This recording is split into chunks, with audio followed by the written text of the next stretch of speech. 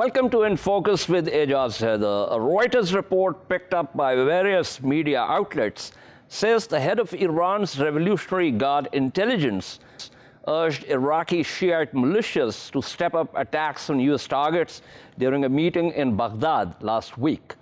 This, according to the report, was confirmed by 3 militia sources and 2 Iraqi security sources. American forces in Iraq and Syria were attacked several times following the visit by Hussein Taib, the IRGC intelligence chief. The attacks appeared to be retaliation for U.S. airstrikes against Iran-backed militias at the Syrian-Iraqi border on 27 June. While encouraging retaliation and widening the attacks, the Iranians, however, advised the Iraqis, as per the report that I'm citing, not to go too far to avoid any big escalation. The report comes in the wake of significant differences that have clouded diplomatic efforts in Vienna to revive the 2015 nuclear deal, technically known as a Joint Comprehensive Plan of Action. 6 rounds have taken place, but there's no date yet for the 7th and final round. The outgoing Rouhani administration had hoped they would clinch a deal before Ebrahim Raisi is sworn in August, but it doesn't look like that's going to happen. The other big issue is the growing influence of Iran-backed militias, which have already evolved into a parallel security setup. Iraq's Prime Minister Mustafa al-Kadhimi's wit and credibility are increasingly being challenged by these militias. It is a tightrope for al-Kadhimi. He had said that bringing armed groups under state control is a goal of his administration. So far, he seems helpless in reining in the groups. In March this year, a convoy of masked Shiite militiamen armed with machine guns and rocket-propelled grenade launchers drove openly through central Baghdad. They not only denounced the U.S. presence in Iraq, but also threatened to cut off the Prime Minister's ear. Meanwhile, the latest round of strategic talks between Iraq and the U.S. was held early April and resulted in a joint statement which spoke of cooperation on a wide array of issues. To discuss Iran's influence and what some observers call its interference in Iraq and the role of Iran-backed militias, I'm joined by Syed Mustafa Khoshchashm in Tehran. Mustafa is a journalist and analyst who has taught at a number of Iranian universities and academic centers. Frank Sobchak, a former U.S. Army colonel and currently a PhD candidate in international relations at the Fletcher School of Law and Diplomacy, and Dr. Bamo Nouri. Dr. Nouri is a lecturer in international relations at the University of West London and author of Elite Theory and the 2003 Iraq Occupation by the United States: How Corporate U.S. Elite Created Iraq's Political System. Thank you to all my panelists. Let me begin with Mustafa here. Mustafa, let's get an overview from the Iranian side of this observation that Iran is, of course, influential in Iraq, but also its interference in Iraq through militias backed by it. Almost, some people say that the situation is evolving along the line of what Hezbollah became for Lebanon. First of all, Reuters is a very biased outlet towards Iran. I'm an editor-in-chief of a leading Iranian news agency. I've caught him several times lying about Iran, like in a very simple case when Iranians were making some air-based missiles fired from airplanes. They started a hue and cry claiming that Iran has made a new ballistic missile that would go beyond 2,000 kilometers in range. And it's available, if you do a Google search, you can find it. Most of their, the Reuters reports about Iran are negative coverage, mostly based on informed sources that you could never ever find to verify the veracity of the report. And in the case of the riots a couple of years ago in Iran, they claimed that they have 3 different sources close to that 1,500 people have been killed in them, while Iran had not declared any numbers for the casualties then. They claimed and they put the number to become a source and to become, a first-hand source for future reports. So that's basically the history of Reuters when dealing with Iran. Second point is that they are not Iranian-backed militias. They are Iraqis and Iranian allies. That's the difference in the view of Iran and the United States when it comes to allies in the region. They call, they look at them as proxy forces, while Iran looks at at these groups as its allies. It's not bad to take a look at the two armies in Afghanistan and Iraq. Both have been armed and trained by the United States, while in Afghanistan, 300,000 army men have been defeated in most fronts by the Taliban, who has no more than 50,000 troops in there. And the Afghan second vice president said a few days ago that they lost the battles to the Taliban because of wrong advice by American generals about alignments and arrangements on the battlefield. In Iraq, they've been defeating ISIL because of this simple difference that they are assisted by popular groups. These are the popular groups, armed groups that have been fighting the terrorist groups in there. So, these are Iraqi Mustafa, right. So one of the things that you've mentioned is that Reuters is biased against Iran. So that's one point you've established. Secondly, you've said that these are Iraqi militias allied with Iran, not Iranian-backed. So you're basically saying that Iran does not back them. So that's going to be a controversial point, but stay with me. Let me pull in Dr. Nouri here before I get to Colonel Sobchak. Dr. Nouri, a word from you with reference to observations and analyses about Iran's influence in Iraq and Iran's backing of these Iraqi militias, which Mustafa says Iran does not do. It's quite clear that for a very, very long time now, the soft power war that was lost by the US in Iraq was quickly filled in terms of the vacuum that was left by Iranian soft power. And this has extended financially to support the political parties, militarily in maintaining Iraq's national security. And we're in a situation now where there is a tug of war between Iran and the USA, and it takes place firmly inside Iraq. And as a standard show that, or affirmation that Iran is winning the soft power battle, you see instances like this, comments like this, like we've seen with this Reuters report.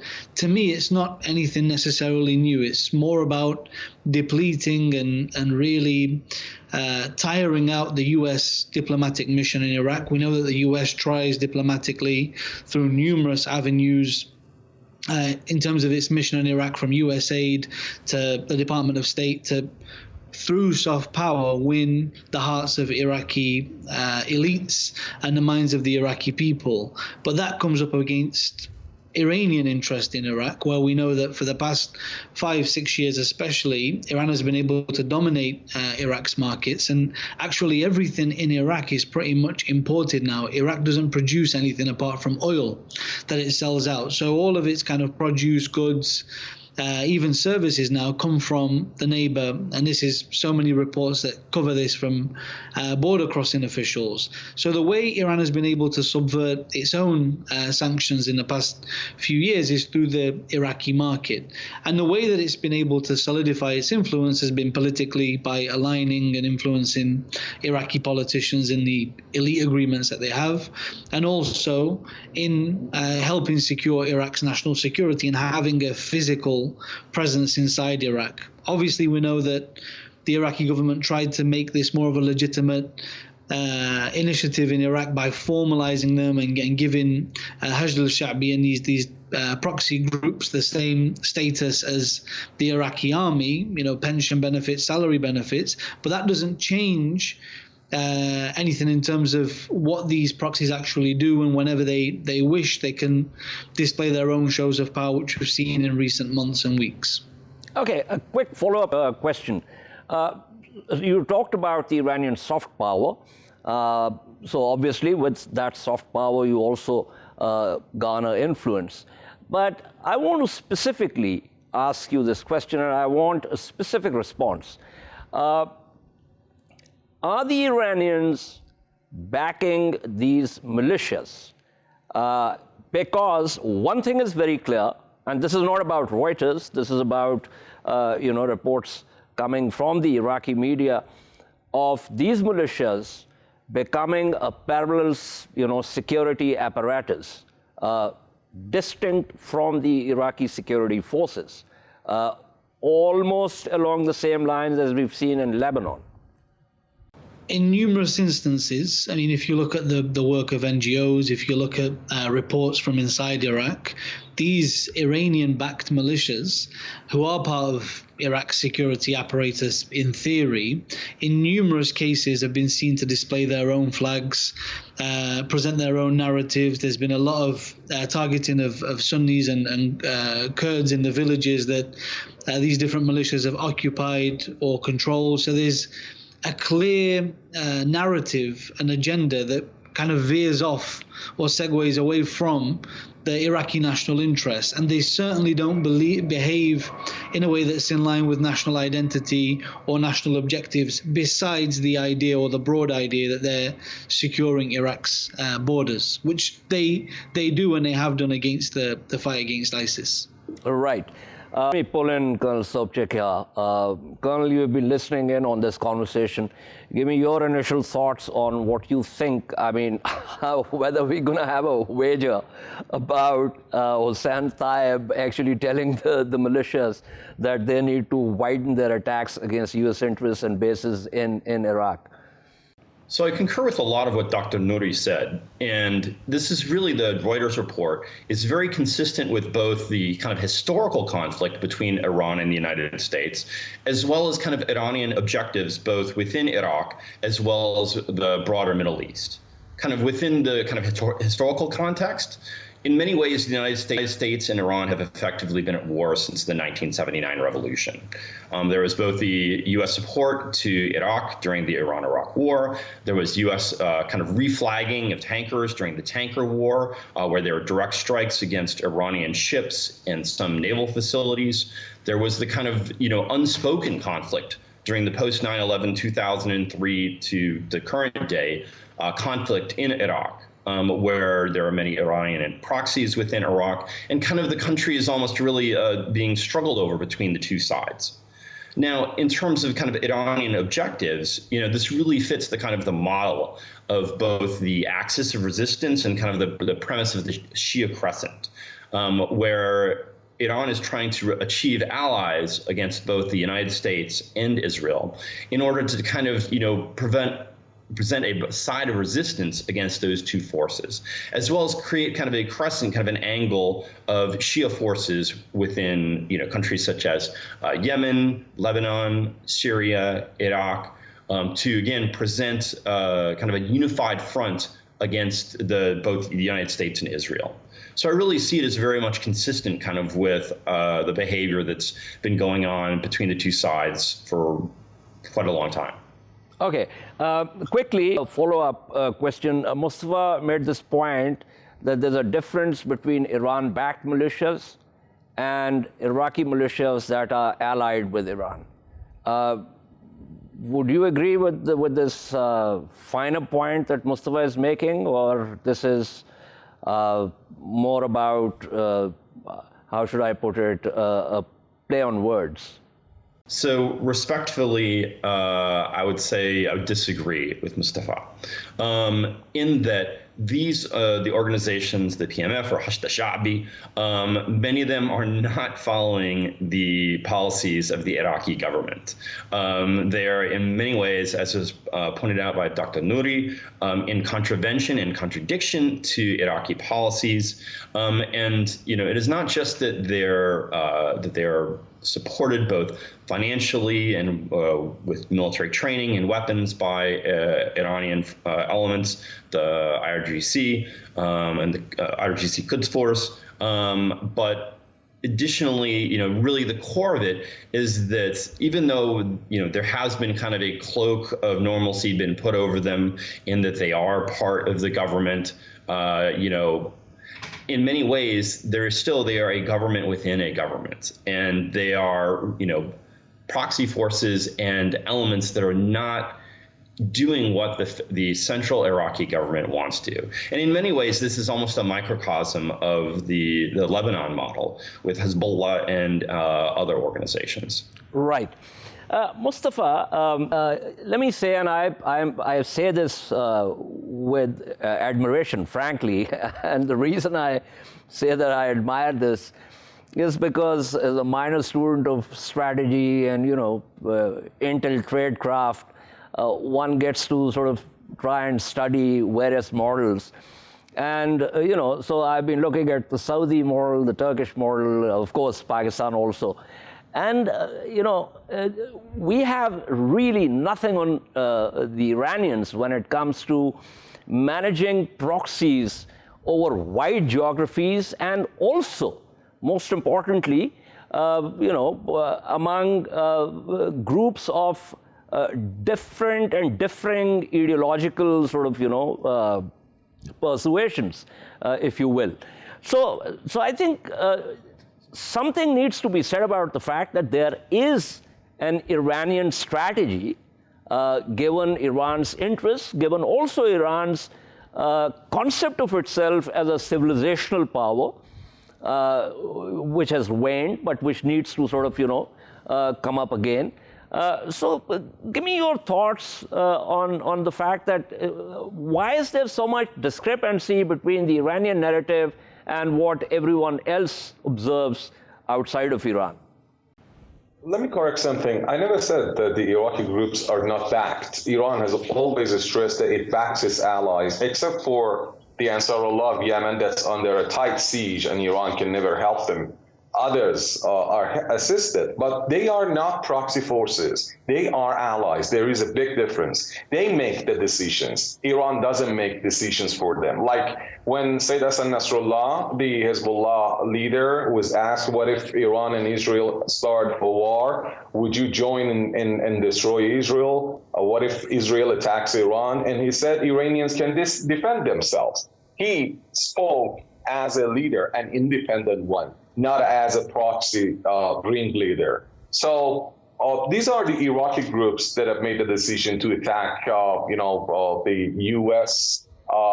In many cases, of course, there are false flag operations as well. Let's remember that even those people that are in Iraq and do not like Iran, including many lawmakers that we've been hearing words from them, that they don't like the United States to be on their territory. It was the United States that attacked Iran's top general Soleimani when he was on a mission to Iraq, a diplomatic mission invited by the Iraqi prime minister. He was no threat to the United States, and they assassinated him in a terror attack while he was no threat to the U.S., while he was on a diplomatic mission. And it's very clear for the Iraqis that if they do not expel the United States from Iraq, something that the United States doesn't like, then they could escalate the tensions with Iran into war. And, nobody wants Iraq to be, to his homeland to be a battlefield. Iran doesn't like war in Iraq either, because it's friendly territory, and nobody wants to fight wars at home or on friendly territories. The best way to go to war is go to war on enemy territory. So the Iraqi parliament, there is a reason Iraqi parliament ratified an approval for the expulsion of the United States and NATO troops from Iraq. So the Iraqis understand, no matter they like Iran or not, they understand pretty well that the U.S. is a source of tension and war on their land, and you don't have to be a genius to understand that. Ever since the U.S. was there back in 2003, there has been war on that land, and they don't want the United States. They've been seeing that the U.S. has been helping ISIL and the terrorists in there by giving them airborne operations, especially since the Beijing refinery fight between popular groups and the ISIL. So they don't like the U.S. and they want them out. Okay. Mustafa, with reference to Iraq, that's the question I'm going to take to Dr. Nouri. But I want to ask you something else. It was kind of, allied with what we're discussing here. You recall that, archival interview with Iranian Foreign Minister Javad Zarif, and that was leaked, or parts of that were leaked, in which Mr. Zarif very clearly was saying that his efforts, or Iran's diplomatic efforts, are often, I would say, upended or overridden by the IRGC security policies and power projection in the greater Middle East. Now, this is something which Iran's foreign minister has been saying, and also mentioned the assassinated IRGC commander, Major General Qasem Soleimani. So there's got to be some kernel of truth in the fact that Iran does manage proxies across wide swaths of the greater Middle East area.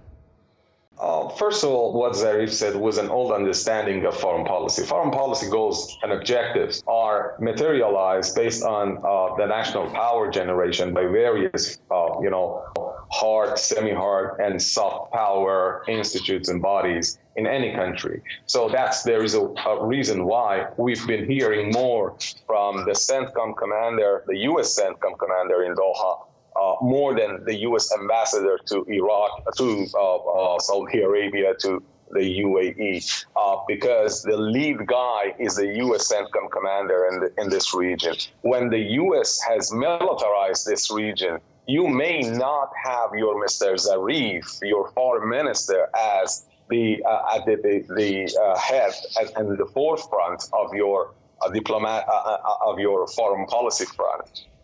When there is a heightened military action, there needs to be a response in the same way that we saw in Ain al-Assad missile attack. So it's the U.S. that has militarized this region. And so you're basically saying that U.S. policies in the Middle East forced Iran to have a policy where foreign policy has become a subset of security policy. Fair point. Let me pull in Dr. Nouri here. Dr. Nouri, you heard what Mustafa Khoshchasham said with reference to relations between Iran and Iraq, but we also saw last year lots of protests in Iraq against Iran. So while the Iraqis want, or a large number of Iraqis want the U.S. out, the Iraqis also at some level, and some of these protests were in the Shia areas in Iraq, are not particularly enamored of increasing Iranian influence.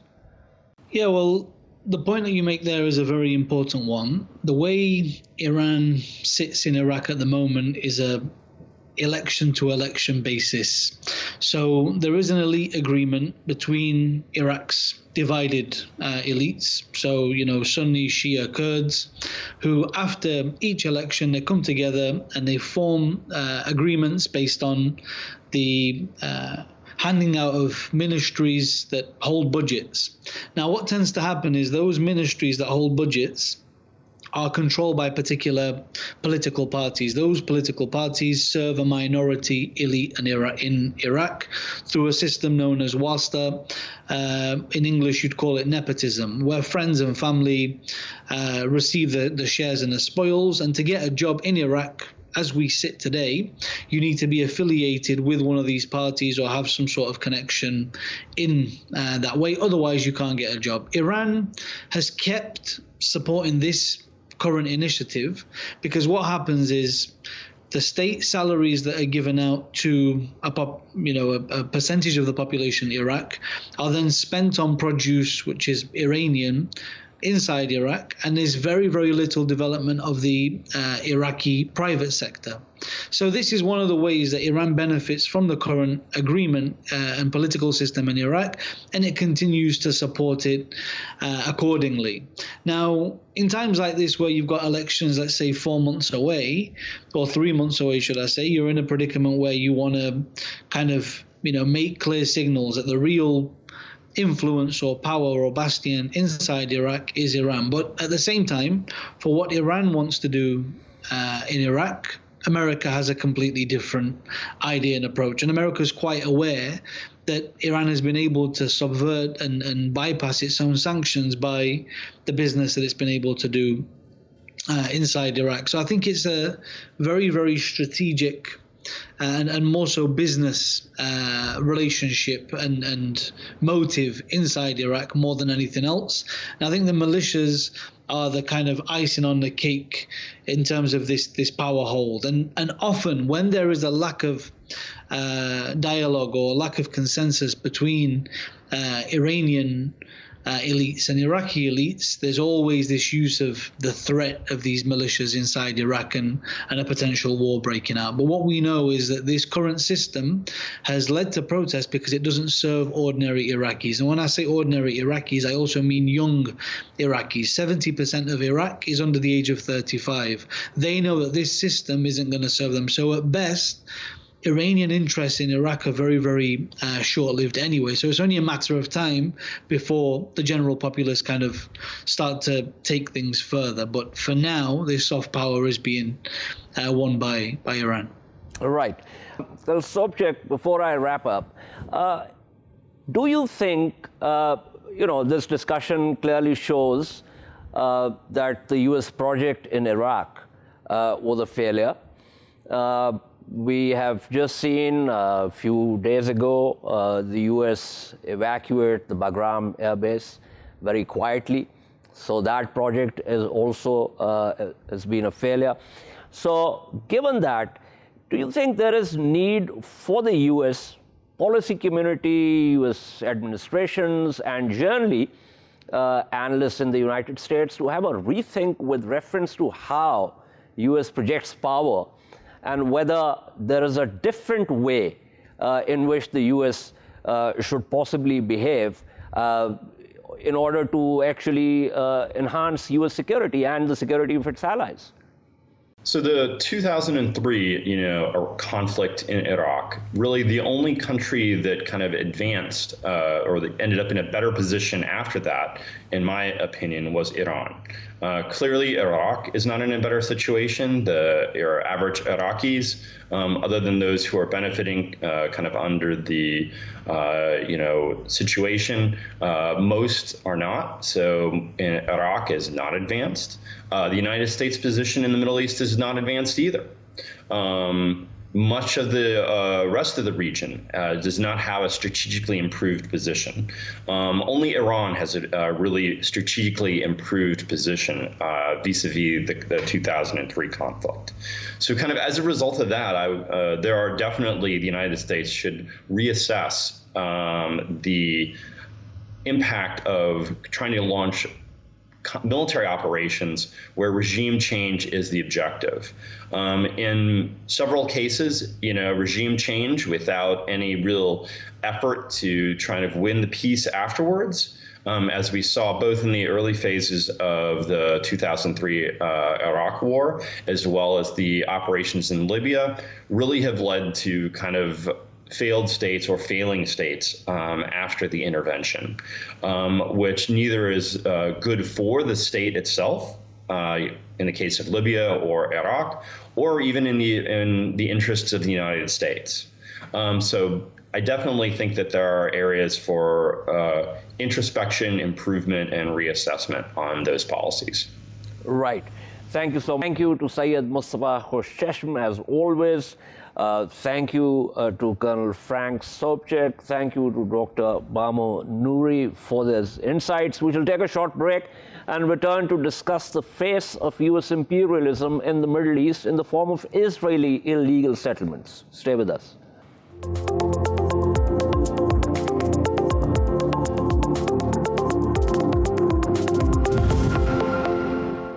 Welcome back to In Focus. Much has been said about illegal Israeli settlements in the West Bank and East Jerusalem, but little has been said about how many of these settlers are white Americans who are also white supremacists.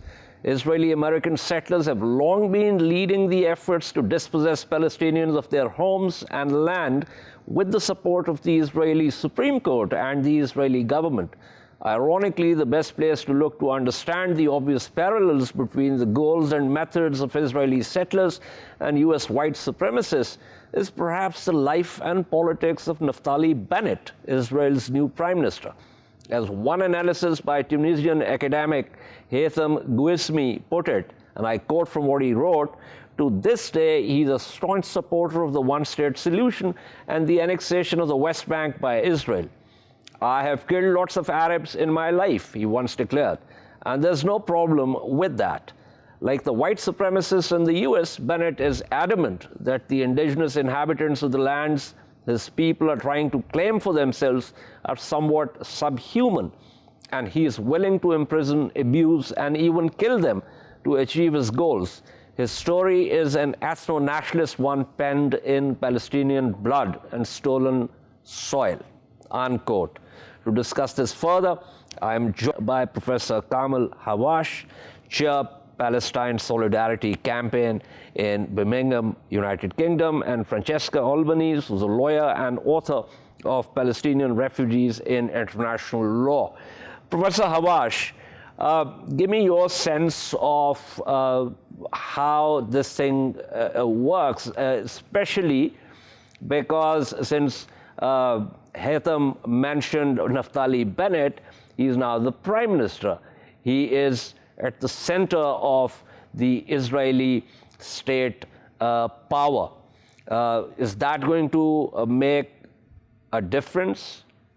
There's very little difference, in fact, between, say, Netanyahu and Bennett, and even when there was a leader from another party.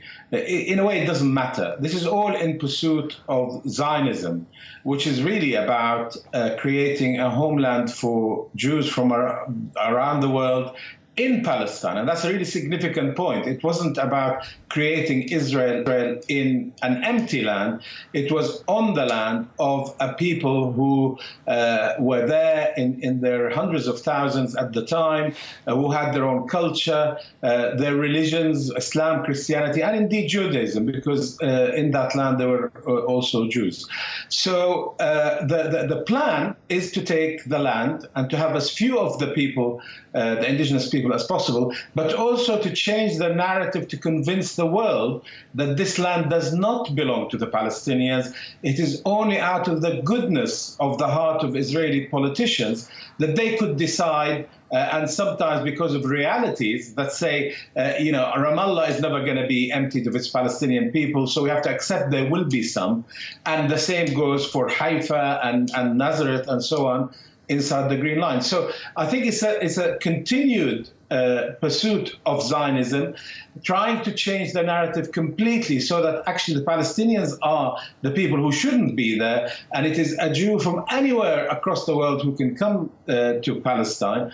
But as you mentioned, in particular, those supremacists who are very right-wing settlers who come from America, carry American citizenship, are given Israeli citizenship, but they are at the forefront of trying to force the Palestinians out, as we saw in the example of Sheikh Jarrah, where you have a settler living in half the house of a Palestinian family, the Kurd family, and saying, well, if I didn't have this house, someone else would have it, or his accurate words, if I didn't steal it, someone else would. So this is the extension of the pro-Israel lobby in America, but also an acceptance, particularly by America, that Israel is an important presence for it important to its presence in the Middle East. Because as we know, even President Biden himself has said, if we didn't have an Israel, we would have to create one. Why would you, if you ended up with an Israel which is an apartheid state? Right. President Biden, that's a statement which is going to haunt him forever. I'm also joined by Akram al-Satari, who's a journalist in Khan Yunis in Gaza. But before I get to Mr. Al-Satari and to Francesca Albanese, something here which needs to be put across to the viewers. Death to Arabs, may your village burn, a second Nakba is coming. These are the slogans young Israeli settlers were chanting as they marched through occupied East Jerusalem's Old City on 15th June. And this Zionist nationalist march, celebrating the anniversary of Israel's 1967 occupation of East Jerusalem, had eerie similarities not only with last century's Nazi rallies in Europe, but also with the more recent examples of racial hatred we have seen on the other side of the Atlantic in the United States. Francesca Albanese, you've written a book on the Palestinians under international law. Give me your sense of what you think of the settler movement, and of course, the fact that it's at a intersection of white supremacy also. Let me start by saying that by listening to Professor Abash, I was in agreement. I mean, I tend to be in agreement with him when he says that nothing is really going to change in practice.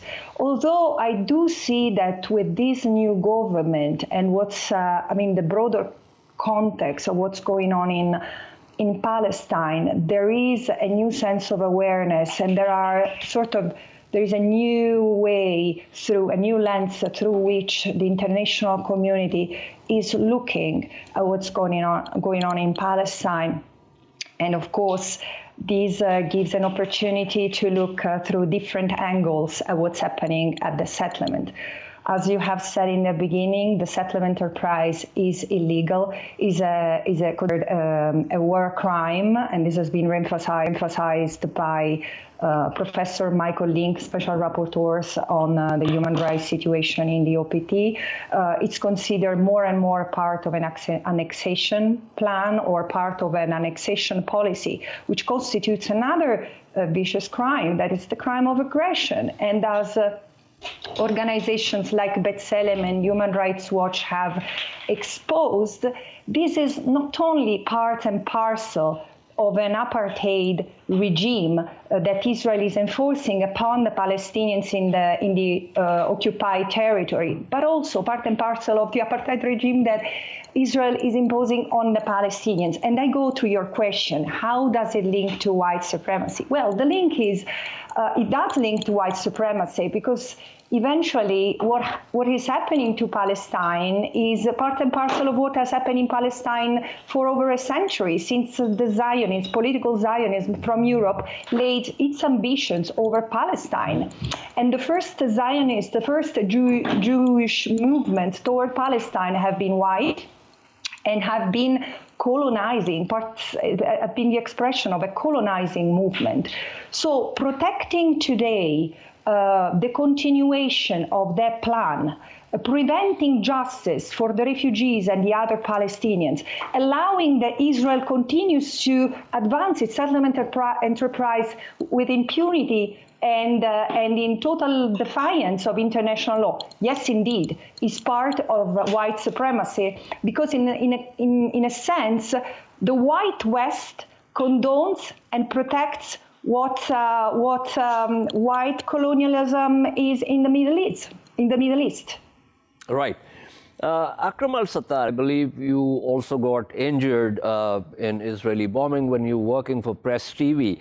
I want to get your view on the sort of internal differences, with the Fatah government on one side, the Hamas government on the other side. How much do you think do these differences get exploited by the Israeli government? Well, I would say that even the Israeli government is the culprit of all that division that took place between the Palestinians. If we go back to the roots of the dispute between the Fatah and Hamas and the government in Gaza, that led eventually to the formation of the government in Gaza and the separation between that government in Gaza, with the one in the West Bank and the whole thing that is taking place, and that is being cemented and fueled by the Israeli government. The culprit of that is the Oslo Agreement that assigned some of the Palestinian segments and factions and powers also the power of running administratively the overall population without giving any political privilege whatsoever to the Palestinians, to the newly established Palestinian Authority back in 1993, according to the Oslo Agreement. So the key point now here is the Israeli occupation is willing to see the Palestinian divided and is somehow exploiting that division and is trying or has been trying for the past 2 decades to create some different concentration centers, power centers in the Gaza and in the West Bank, and they don't want to see the Palestinians united. But unfortunately, it is the responsibility of all the Palestinian parties to be aware of and vigilant of the Israeli plans and to denounce them. But this is not the point because, for example, the Palestinian Authority is willingly engaging in something that is far away from political negotiation and committing itself to some security coordination with the Israeli occupation and providing protection not only to the settlers who are taking over the lands, but also to the soldiers who are there to patrol the will and the supremacy they think that theirs, and to keep torturing and killing and burning and destroying and running over and causing as much destruction as possible to the Palestinian civilians. So the division is further aggravating the situation among Palestinians and is not playing in their favor. And Israel is the one that has the top interest in investing in that division and in prolonging it and creating power centers to make sure that they stay untouched and the Palestinians keep dividing and keep killing themselves. Very important points, Akram Al-Satari. Thank you for making them. Professor Hawash, I'm happy Al-Satari has talked about the Oslo Agreement. Now, you'd recall that the late Professor Edward Said was not particularly enamored of the two-state solution, and he had his reasons. He wrote about that. Interestingly enough, the Israeli right does not agree with the two-state solution. Of course, the rest of the world thinks that the only way forward is the two-state solution. Now, given all these developments, now this is my first question to you, given all these developments, do you think that the two-state solution is still viable? One. Secondly, it does seem to me that, with the recent Gaza war and what happened in East Jerusalem, there's so much of groundswell of anti-Israeli opinion in the United States, across Europe, elsewhere. And Yair Lapid, when he was meeting with his U.S. counterpart, actually talked about the fact that he thought that the sort of bipartisan consensus about Israel in the United States is kind of dissipating. So it seems to me that certain things are in fact changing. First of all, the question of 2 states versus one or none. Actually, what Israel wants and what Naftali Bennett wants is the status quo accepted by everyone. In other words, they don't necessarily want to claim that Israel is one state that rules over everyone in historic Palestine, because by denying the Palestinians their legitimate rights within that setup, and even those Palestinians who hold Israeli passports are seen as second-class citizens, and indeed the nation-state law, which was passed in 2018, made it clear only Jews have a right to self-determination.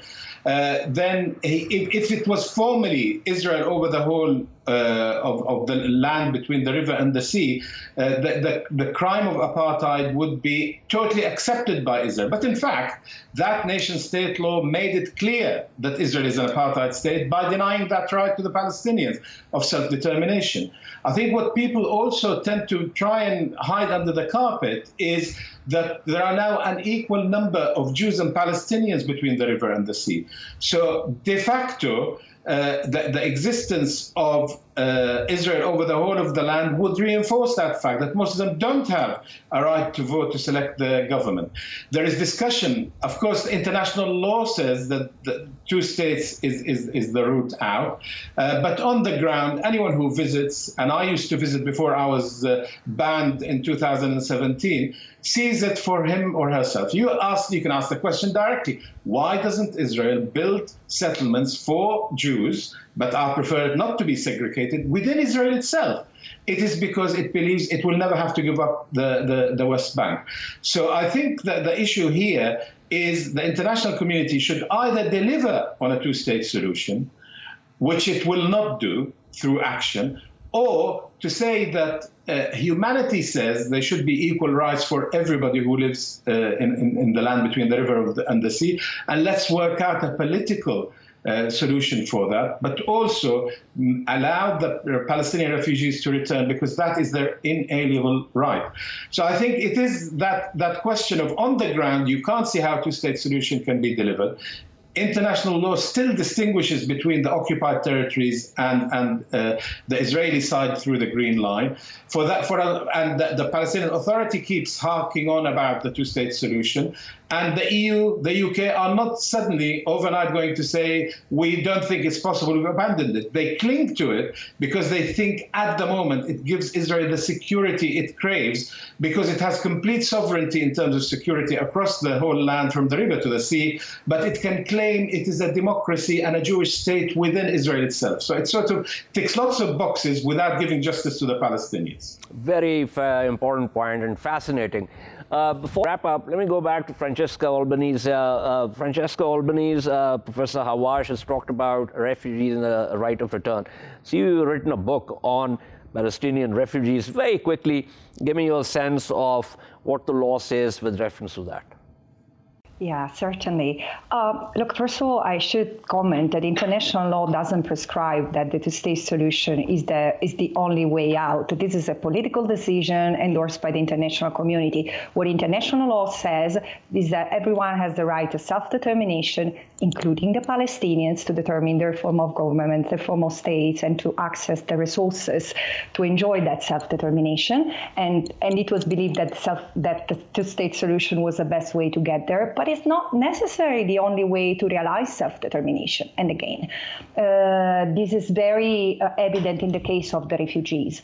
The refugees are the epitome of the fate that has befell the Palestinians since even before 1948. They have not only the right to, under international law, to choose voluntary repatriation or to choose to resettle elsewhere. They have the right to compensation and restitution wherever possible. And all the more, they have the right to be seen as part of the Palestinian people, which since Oslo has been completely silenced and demoted from the political discussion concerning a future. Even if there was a two-state solution tomorrow, this would not per se meet all the rights of the Palestinian refugees. Right, very interesting. I'm happy you talked about self-determination. I'd strongly recommend, given your expertise and also your interest, that you should focus on Kashmiris, which have been under Indian occupation for the last 73 years and are still waiting their right to self-determination. But thank you so much to Professor Kamil Hawash. Thank you, Francesca Albanese. Thank you, Akram Al-Sattari. This is all from In Focus this week. We shall see you next Monday at the same time. Keep following our latest updates on social media at indus.news. Good night and goodbye.